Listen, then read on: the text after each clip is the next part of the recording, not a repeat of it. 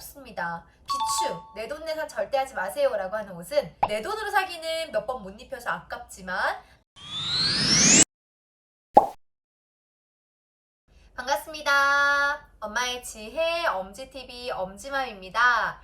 이번 주제는 겨울 아기 옷 살 때 꿀팁 편인데요. 초보맘은 우리 아이에게 옷이 얼마나 필요할지, 그리고 어떤 소재를 사야 되는지, 어떤 디자인을 선택하면 좋을지, 그리고 또 가장 고민되는 것 중 하나가 사이즈를 어떤 사이즈를 사야 되지? 고민 굉장히 많이 하실 텐데요. 지금 여름을 지나서 이제 쌀쌀한 가을, 그리고 곧 있으면은 추운 겨울이 오겠죠. 우리 겨울에 출산을 앞두고 계신 분들, 지금 6개월, 7개월, 8개월 차에 막 한창 출산 준비하고 계실 텐데요. 네, 그분들을 위해서 이 영상을 준비해 봤습니다. 겨울에 태어날 우리 아기 옷 어떻게 준비해야 될지 이 영상 끝까지 시청해 주세요.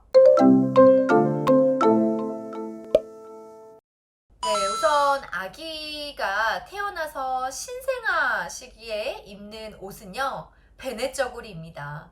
베네 저고리를 입고 대부분이 우리 속삭이를 하거나 또는 스와드럽을 사용할 거기 때문에 그 외에 뭐 내복을 처음부터 입지는 않습니다. 물론 이렇게 입히고 벗기고 기저귀도 수시로 확인하고 갈아줘야 되기 때문에 정말 그 신생아 시기 때만큼은 베네 저고리 하나로 될까 싶겠지만 네, 됩니다. 또한 외출을 하는 시기도 아니에요. 병원에서 태어나서 조리원에 갔다가 집에 와서 외출을 하지 않고 집에서 온전히 지내는 시기다 보니까 정말 그 시기만큼은 특히나 우리가 집이 또 춥지는 않을 거예요. 그쵸? 따뜻하게 온도를 유지할 거기 때문에 너무 겨울 아기라고 해서 겹겹이 뭔가 특별하게 옷을 준비해야 되지 라고 생각하실 필요는 없습니다. 하지만 실내에서 지낸다고 해도 어느 계절에 태어났냐에 따라서 아기가 입을 옷을 선택할 때 엄마들이 몇 가지 체크를 하셔야 되는데요. 바로 소재입니다. 우리 아이가 여름에 태어난 경우에는 태열까지 올라올 거기 때문에 정말 더위를 많이 탈 수 있어요. 그리고 또 에어컨을 완전히 빵빵하게 틀 수도 없죠. 그렇다 보니까 메쉬 소재와 가볍고 얇은 소재를 많이 살펴보셨을 텐데요. 하지만 반대로 겨울에는 우리 산후조리 중인 엄마들을 위해서도, 그리고 아이들이 감기에 걸리지 않게 하기 위해서도 집안이 어느 정도는 난방을 할 거라고 생각을 합니다. 바닥만 따뜻한 게 아니라 집안 전체가 훈훈하게 아마 온도를 유지하실 텐데요. 그러다 보니까 우리 아기는 우리 일반 성인들보다 더 체온이 높죠. 그래서 이 환경 속에서 우리들은 따뜻하다라고 하는 정도에서도 태열이 올라오거나 더위를 느낄 수 있습니다. 그래서 겨울아기라고 해서 너무 두툼한 그런 소재보다는 좀 얇은 면 소재로 입힐 것을 추천을 드리고요. 외출을 할 때에도 그 안에 저고리를 입고 위에 또 외출복을 입고 겉사기를 할 거기 때문에 너무 두꺼운 소재를 겹겹이 입히게 될 때에는 아기가 답답함을 느낄 수 있습니다. 외출을 하는 시기는 아마도 정말 추운데 밖에 유모차 끌고 나가진 않겠죠. 대부분이 병원에 예방접종을 하는 시기쯤이 될 텐데요. 그 시기에도 우리가 병원까지 걸어서 도보로 이동할지 아니면은 차로 이동할지에 따라서 외출복도 결정을 할 수 있겠죠. 대부분 베네 수트나 베네 저고리를 살 때 사이즈는 50 사이즈 정도를 사게 되는데요. 만약에 우리 아기가 초음파에서 추측을 했을 때 작지 않다, 좀 큰 편이다, 우량할 수 있다, 그렇다면은 50 사이즈보다는 60 사이즈를 좀 넉넉하게 입힐 것을 추천을 드립니다.